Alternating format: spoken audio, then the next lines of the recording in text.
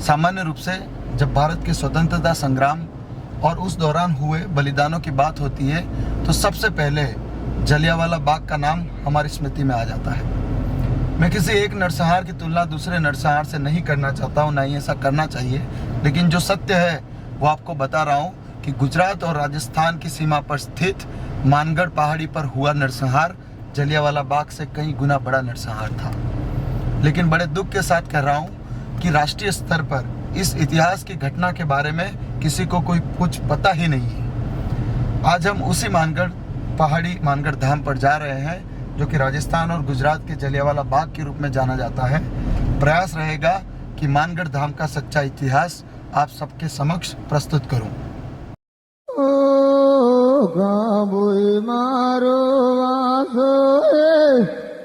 लिमड़ी मारो फेरो अंग्रेजियों नहीं मानो ले नहीं मानो मारो वासो है लिमड़ी मारो फेरो अंग्रेजियों नहीं मानो ले नहीं मानो। मानगढ़ अरावली पर्वत श्रृंखला की ही एक पहाड़ी है जिसका एक भाग गुजरात के दाहोद जिले में है और दूसरा भाग राजस्थान के बांसवाड़ा में है। कहा जाता है कि प्राचीन समय में इस पहाड़ी के नीचे अनेकों गुफाएं थी जहां साधु महात्मा तप किया करते थे। कभी यहां आसपास के क्षेत्रों में भील आदिवासियों का साम्राज्य था। मध्यकाल में इसी पहाड़ी पर मानसिंह भील नामक एक डाकू का दबदबा था, जिसके नाम पर से ही आगे इस पहाड़ी को मानगढ़ कहा जाने लगा।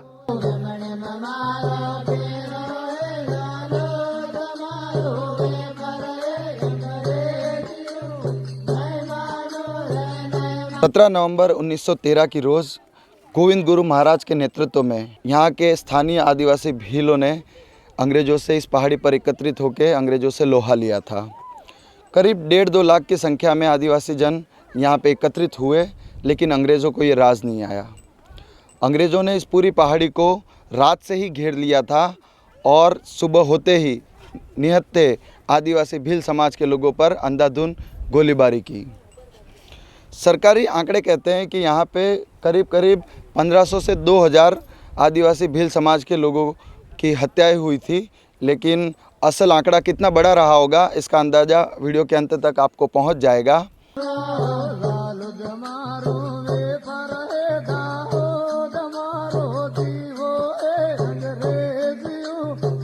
गोविंद गुरु का जन्म ईस्वी सन 1863 में डूंगरपुर के वासिया गांव में हुआ था। वे बाल्यकाल से ही भक्ति भाव वाले व्यक्ति थे। वे अपने गांव में अपने आसपास के आदिवासी भील समाज के बच्चों को इकट्ठा करते और यहाँ की वागड़ी भाषा में भगवान की कहानियाँ सुनाते थे। वे जाति से बंजारा थे, लेकिन बगैर किसी भेदभाव के आदिवासी भील समाज के बच्चों के साथ उठते बैठते, उनके साथ खेलते कूदते, खाना खाते। इसीलिए आदिवासी समाज उन्हें बहुत ही सम्मान देने लगा था।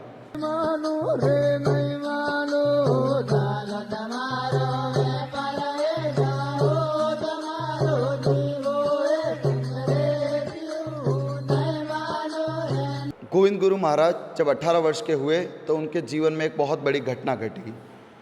19वीं शताब्दी के उत्तरार्ध में अपने क्रांतिकारी विचारों के कारण महर्षि दयानंद सरस्वती जगत भर में प्रसिद्ध हो चुके थे। 1881 में वे उदयपुर के महाराणा से मिलने पहुंचे और मिलते ही उन्होंने गोविंद गुरु से मिलने की इच्छा व्यक्त की। जब महर्षि दयानंद सरस्वती और गोविंद गुरु महाराज की भेंट हुई तो गोविंद गुरु महाराज के आंतरिक मनोबलों की गहराई नापते हुए महर्षि दयानंद सरस्वती ने उन्हें उच्च कक्षा का ज्ञान दिया और उन्हें शिष्य बनाकर उन्हें दीक्षित कर दिया। इसके बाद गोविंद गुरु महाराज के जीवन में एक क्रांतिकारी बदलाव आया और भगत संप्रदाय की स्थापना हुई।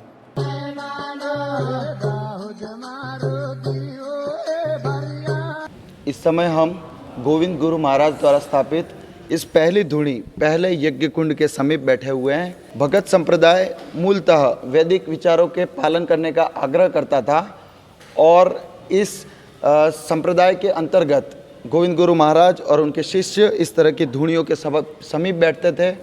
नारियल का हवन करके वे सभी भजन कीर्तन करते थे और गोविंद गुरु महाराज अपने सभी शिष्यों को चोरी नहीं करने, असत्य नहीं बोलने, मांस मदिरा का सेवन नहीं करने की प्रतिज्ञा दिलवाते थे। मूलतः यही भगत संप्रदाय का विचार था जो व्यक्ति इन नियमों का पालन करता था, गोविंद गुरु महाराज उसे भगत के नाम से पुकारते थे। अंग्रेजियों नहीं मानो रे नहीं मानो राज हमारा देवो। भगत संप्रदाय की स्थापना के कुछ ही वर्षों में असंख्य आदिवासी भील गोविंद गुरु महाराज के शिष्य बन गए और मानगढ़ पहाड़ी के आसपास के राजस्थान, गुजरात और मध्य प्रदेश के सभी गांवों में असंख्य लोग उनके साथ जुड़ने लगे। तब इतने बड़े कार्य को एक व्यवस्थित दिशा देने के लिए गोविंद गुरु महाराज ने संप सभा की स्थापना की 1905 में। संप सभा का मुख्य कार्य गांव स्तर पर अपने शिष्यों को विविध जवाबदारियां देना ताकि संपूर्ण समाज का उत्थान हो सके, सभी लोग इसमें एकजुट होकर इसे एक आंदोलन का रूप दे सके, यह कार्य था।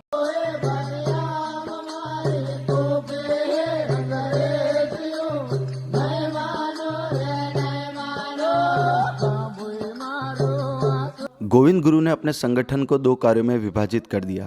पहला कार्य आदिवासी भील समाज के संरक्षण के लिए सेना तैयार करना था, जिसकी तमाम जिम्मेदारी पारगी पुंजा भाई को दे दी गई, और दूसरा काम धर्म का प्रचार करना था, जिसमें पूजा पाठ के लिए कुरिया भगत, पशुपालन के लिए जयंती भाई भगत, आत्मा की शांति के लिए वाल भाई भगत, हवन के लिए लेम्बा भाई भगत, कुएं खोदने के लिए कलजी भाई भगत, प्रचार के लिए जॉर्जी भाई भगत, पर्यावरण एवं वन रक्षण के लिए थावरा भगत एवं शिक्षा के लिए भलजी भाई पारगी इत्यादि को जवाबदारियां दी गई।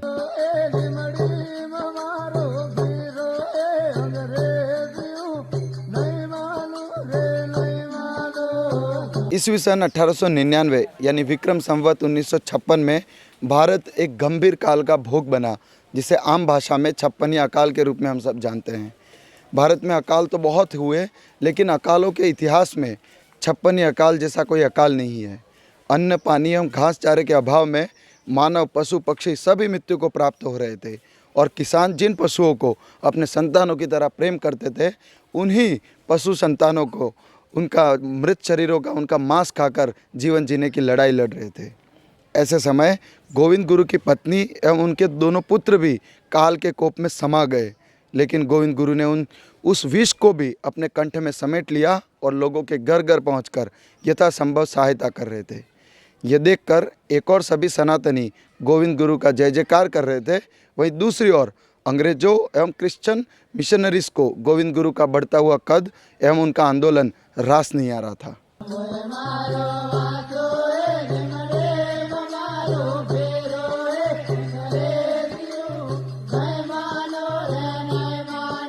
मध्य प्रदेश के थानला गांव में धर्मांतरण का रैकेट चलाने वाले एक फ्रेंच पादरी ने अंग्रेज शासकों को पत्र लिखकर गोविंद गुरु से सतर्क रहने की सलाह दी।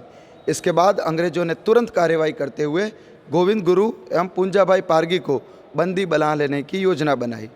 दूसरी ओर अब गोविंद गुरु के शिष्य उनको एक भी क्षण अकेले छोड़ने को तैयार नहीं थे। सभी शिष्य हमेशा ही खुली तलवारें लेकर उनके आसपास रहते थे। इसी दौरान दिनांक 31/10/1913 को पुंजाभाई पारगी एवं उनके अन्य साथियों ने गडरा पुलिस स्टेशन के एक फौजदार की हत्या कर दी और कांस्टेबल को बंदी बनाकर वे मानगढ़ धाम ले आए।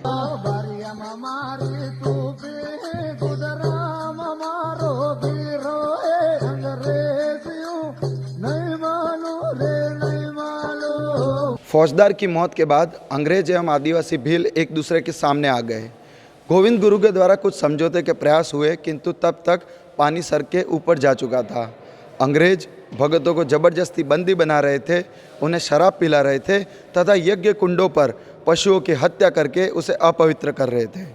कहा जाता है कि सबसे अधिक तनाव तब बढ़ गया जब अंग्रेजों ने मानगढ़ में सबसे बड़े यज्ञ कुंड को अपवित्र करने के लिए एक नकली साधु को श्रीफल में गाय का खून भरकर भेजा, और वह ऐसा करने में सफल भी हो गया।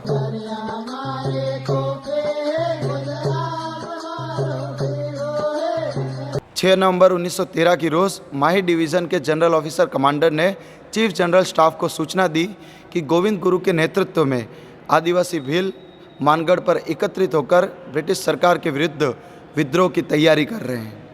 चीफ जनरल ने उस पर तुरंत एक्शन लेते हुए दिनांक 12 नवंबर 1913 को माही, वडोदरा, अहमदाबाद और खैरवाड़ा के सैनिकों को लड़ाई के लिए तैयार रहने के आदेश दे दिए और 104 राइफल की एक कंपनी को मानगढ़ के लिए रवाना कर दिया। मारो वीरो अहमदाबाद मारी गल में अंग्रेजियों नहीं मानो रे नहीं मानो। 16 नवंबर 1913 की शाम से ही अंग्रेज़ों ने इस पहाड़ी को घेरना शुरू कर दिया था और सुबह होते होते 8:30 बजे से उन्होंने गोलीबारी आरंभ कर दी। आदिवासी भील समाज के लोगों के पास जहाँ तीर कमान और तलवारें ही थी, दूसरी तरफ अंग्रेज़ों के पास आधुनिक बंदूकें, तोप गनें और मशीन गन थे। 8:30 से 10:30 बजे तक अंधाधुंध गोलीबारी अंग्रेज ऑफिसर्स करते रहे और इसमें एक एक करके हमारे लोग वीरगति को प्राप्त होते रहे। कई लोग अपनी जान बचाने के लिए इस पहाड़ी से नीचे कूद गए। यहाँ से कूदकर उन्होंने अपने प्राण त्याग दिए।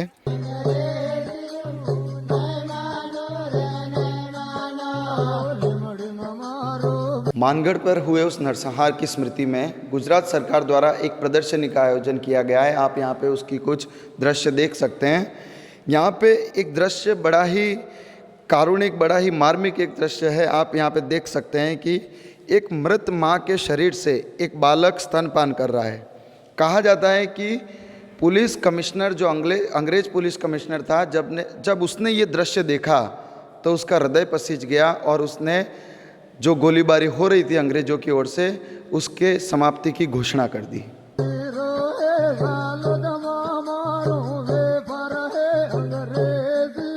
2-3 घंटे चले उस भीषण संग्राम के बाद कई आदिवासी भील यहाँ से भाग निकलने में सफल हुए, लेकिन जो बच गए उनको अंग्रेजों ने गोविंद गुरु महाराज एवं पुंजा पारगी के साथ उन्हें कैद करके बंदी बना लिया। सभी को यहाँ से अहमदाबाद की साबरमती जेल में ले जाया गया और इन सभी पे राजद्रोह एवं ब्रिटिश सरकार के विरुद्ध विद्रोह करने का आरोप रखा गया। अंततः सभी को आजीवन कैद की सज़ा सुनाई गई, लेकिन बाद में ये सज़ा 10 वर्ष तक की कर दी गई। नहीं मानो रे नहीं मानो। सजा समाप्त होने के पश्चात गोविंद गुरु महाराज को संतरामपुर, बांसवाड़ा, डूंगरपुर और कुशलगढ़ राज्य में प्रवेश करने से प्रतिबंधित कर दिया गया। अपने जीवन के अंतिम समय में गोविंद गुरु महाराज ने झालोद तालुका के लिमड़ी शहर के समीप कंबोई गांव में अपना जीवन यापन किया। वे खेतीबाड़ी करके अपना जीवन यापन करने लगे और 30 अक्टूबर 1931 की रोज़ कंबोई में ही गुरुवर ने अपनी अंतिम सांस ली।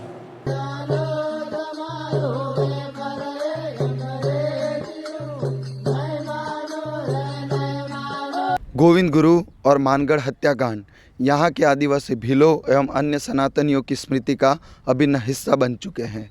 लेकिन दुख की बात है कि इतने बड़े नरसंहार को हमारे देश के घटिया इतिहासकारों ने हमारे देश की इतिहास की पुस्तकों में कोई स्थान ही नहीं दिया है।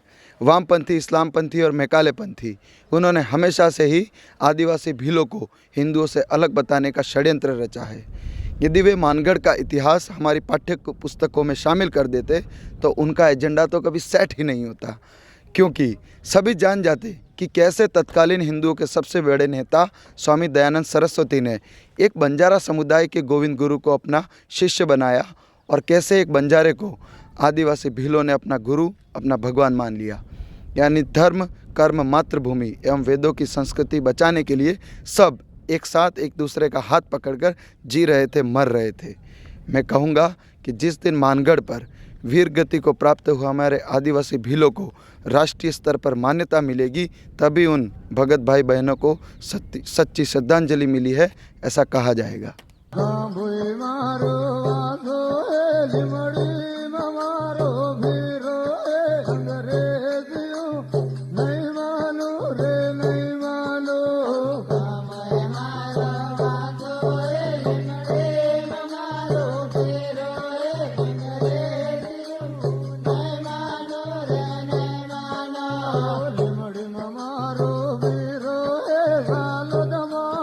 आज हम संकल्प ले रहे हैं कि मानगढ़ धाम यह पवित्र स्थान है, वीर भूमि है, बलिदानी भूमि है और इसलिए इसको राष्ट्रीय दर्जा दिलाना चाहिए। देश में, अपने देश भारत में ही नहीं, देश विदेश के लोग भी जाने के ऐसा भी यहाँ पर हुआ है।